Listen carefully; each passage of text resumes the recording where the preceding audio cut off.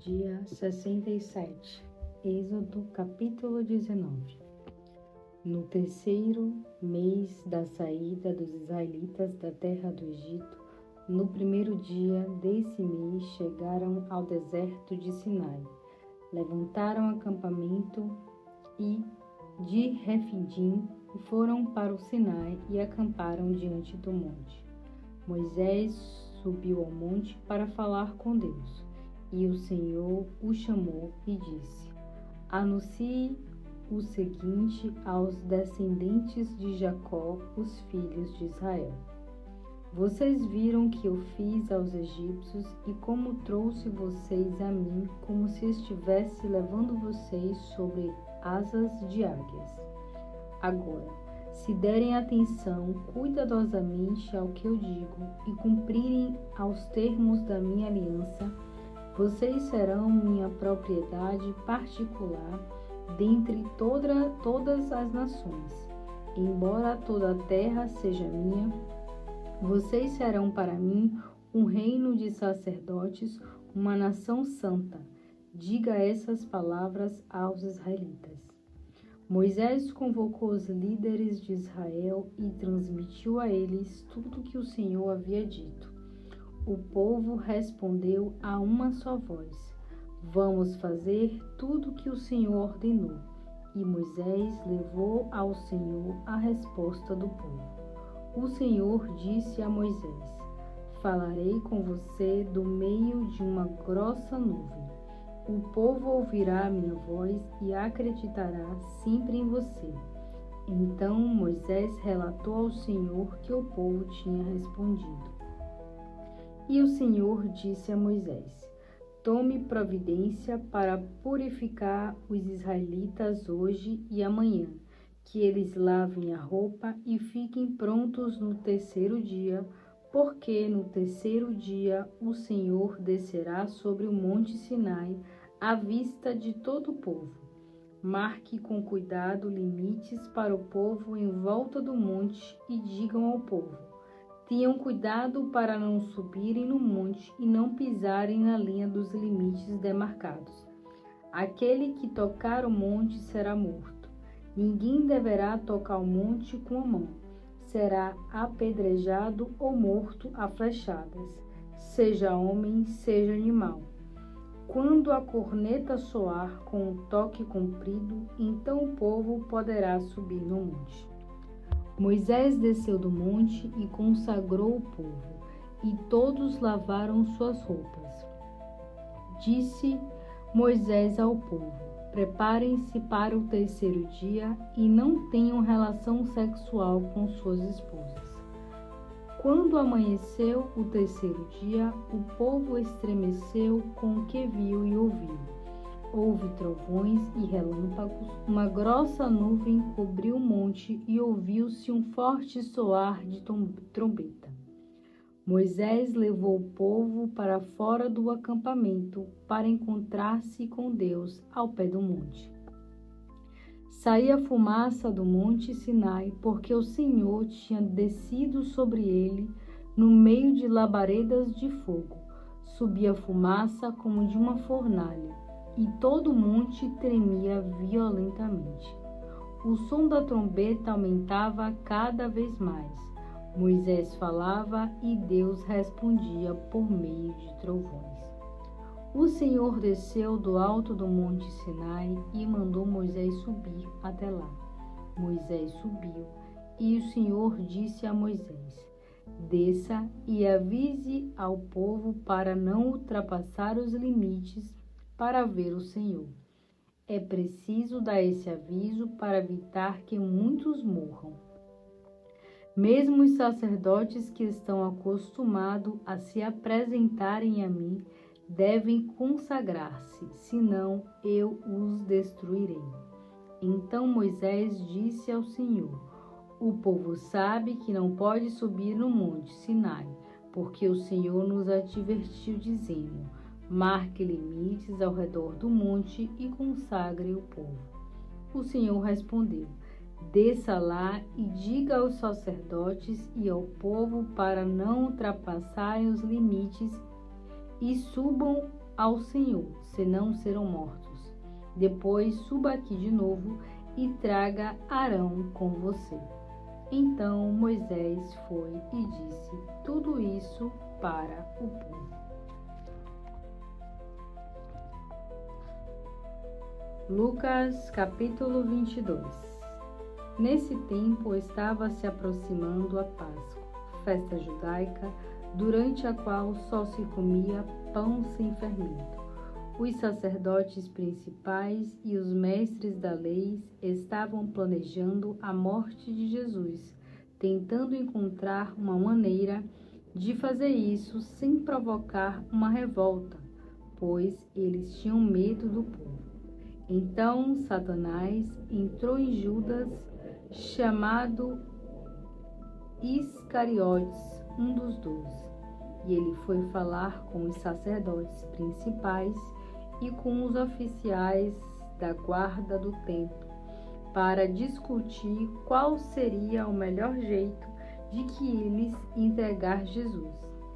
Todos ficaram muito satisfeitos, naturalmente, de saber que ele queria ajudá-los e lhe prometer uma recompensa. Então, Judas começou a procurar uma boa oportunidade em que eles pudessem prender Jesus quando o povo não estivesse em volta. Ora, chegou o dia da comemoração da Páscoa, quando o cordeiro da festa era morto e comido com o pão sem fermento. Então, Jesus mandou Pedro e João na frente para procurarem um lugar onde preparar a refeição da Páscoa. Onde o Senhor quer que a gente vá e a prepare? Perguntaram eles. Ele respondeu: logo que vocês entrarem na cidade, verão um homem que vai andando e carregando um pote de água. Sigam este homem até a porta em que ele entrar e digam ao dono da casa: o mestre pergunta, onde é o salão de hóspedes, onde poderei comer a refeição da Páscoa com os meus discípulos. Ele levará vocês ao andar superior, a um aposento espaçoso, todo mobiliado. Aquele é o lugar. Façam os preparativos ali. Eles foram à cidade e acharam tudo tal como Jesus tinha dito, e prepararam a ceia da Páscoa. Então chegaram Jesus e os outros discípulos, e na hora certa todos se reuniram à mesa. E ele disse: eu estava esperando muito ansiosamente esta hora, desejoso de comer a refeição da Páscoa com vocês, antes de começar o meu sofrimento. Porque eu lhes digo, não tornarei a comê-la até que ela se cumpra no reino de Deus. Ele tomou um cálice de vinho e depois deu graças e disse: tome isto e partilhe entre vocês, porque eu lhes digo que não beberei do fruto da videira outra vez, até que venha o reino de Deus. A seguir, ele pegou um pão, depois deu graças, partiu e o deu aos seus discípulos, dizendo: isto é o meu corpo, entregue por vocês, comam ele em memória de mim.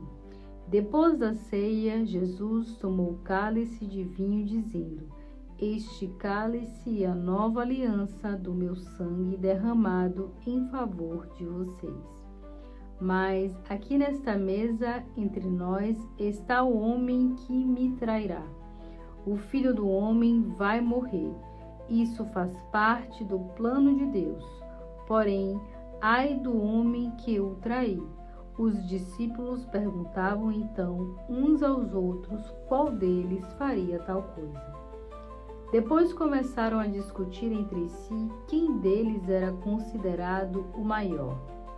Jesus lhe disse: neste mundo, os reis e os homens poderosos mandam seus escravos para todos os lados e são chamados de benfeitores.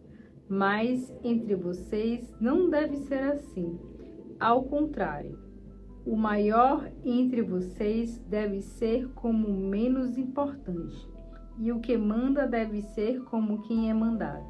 Pois quem é o maior, o que se acomoda à mesa, é servido, ou o que serve. Claro que é o que está sentado à mesa, mas entre vocês eu estou como quem serve. Contudo, por vocês terem continuado fiéis a mim durante as minhas provações, e como meu Pai me deu um reino, eu dou a vocês o direito de participar do reino e de comer e beber à minha mesa naquele reino e de sentar-se entre tronos para julgar as 12 tribos de Israel. Simão, Simão, Satanás pediu para você para peneirá-los como trigo quando se separa a palha. Porém, eu, em oração, supliquei por você para que não lhe falte fé. Portanto, quando você tiver se arrependido e voltado a mim, fortaleça a fé dos seus irmãos. Mas Simão disse: Senhor, eu estou pronto a ir para a prisão e até morrer com o Senhor. Mas Jesus disse: Pedro, eu vou dizer uma coisa a você. Entre agora e amanhã de manhã, antes do galo cantar, você me negará 3 vezes, afirmando que não me conhece. Depois, Jesus lhe perguntou: Quando eu os mandei pregarem a boa nova e vocês saíram sem dinheiro, sem sacola ou sem sandálias, faltou-lhes alguma coisa? Nada, responderam. Mas agora disse ele: peguem sacolas se tiverem e também o seu dinheiro. E quem não tem espada é melhor vender a sua capa e comprar uma, pois chegou a hora de cumprir-se esta profecia a meu respeito. Ele será condenado como um criminoso. Sim, tudo o que está escrito a meu respeito pelos profetas será cumprido. Mestre, responderam eles, temos aqui 2 espadas conosco. É o suficiente, disse ele. Então, acompanhando pelos discípulos, ele deixou a sala do andar superior e foi, como de costume, para o Monte das Oliveiras. Ali, ele disse-lhes: orem a Deus para não serem vencidos pela tentação. Ele afastou-se um pouco, ajoelhou-se e começou a oração. Pai, se o Senhor quiser, afaste de mim este cálice. Porém, eu quero fazer a sua vontade e não a minha. Então apareceu um anjo do céu que o fortalecia, porque ele estava em tal agonia de espírito que começou a suar sangue, com gotas caindo ao chão enquanto orava cada vez mais fervorosamente. Finalmente, Jesus se levantou e voltou aos discípulos e os encontrou dormindo, cansados e dominados pela tristeza. Por que estão dormindo? Perguntou-lhes. Levantem-se, orem para que vocês não caiam em tentação. Porém, mal ele acabara de dizer isso, aproximou-se uma multidão conduzida por Judas, um dos 12. Judas aproximou-se de Jesus e o beijou na face. Mas Jesus lhe perguntou: Judas, com um beijo você está traindo o Filho do Homem? Quando os outros discípulos viram o que estava para acontecer, disseram: Senhor, podemos lutar? Nós trouxemos as espadas. E um deles avançou contra um servo do sumo sacerdote, cortando sua orelha direita. Mas Jesus disse: não resistam mais. E, tocando na orelha do homem, ele o curou. Depois, Jesus dirigiu-se aos sacerdotes principais, aos oficiais da guarda do templo e aos líderes religiosos que vinham à frente da multidão. Por acaso estou chefiando uma rebelião? Perguntou ele. Para que vocês tinham vindo armados de espadas e cacetetes para me apanhar? Por que não me prendem no templo? Eu estava lá todos os dias, porém esta é a hora de vocês, a hora do poder das trevas. Então eles o prenderam e o conduziram à casa do sumo sacerdote, enquanto Pedro acompanhava tudo à distância. Os soldados acenderam uma fogueira no pátio e se sentaram em volta para esquentar-se. Pedro uniu-se eles ali.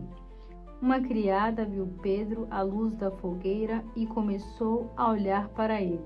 Por fim, ela disse: Este homem estava com Jesus. Mas Pedro negou. Mulher, disse ele, eu não conheço esse homem. Depois um outro olhou para ele e disse: Você deve ser um deles. Não, Senhor, não sou, respondeu Pedro. Cerca de 1 hora mais tarde, um outro homem afirmou: Eu sei que este é um dos discípulos de Jesus, porque também é da Galileia. Mas Pedro respondeu: Homem, eu não sei do que você está falando. E logo que ele disse essas palavras, um galo cantou. Naquele momento, Jesus voltou o olhar para Pedro. Então Pedro lembrou-se da palavra que o Senhor lhe havia dito: Hoje, antes que o galo cante, você me negará 3 vezes.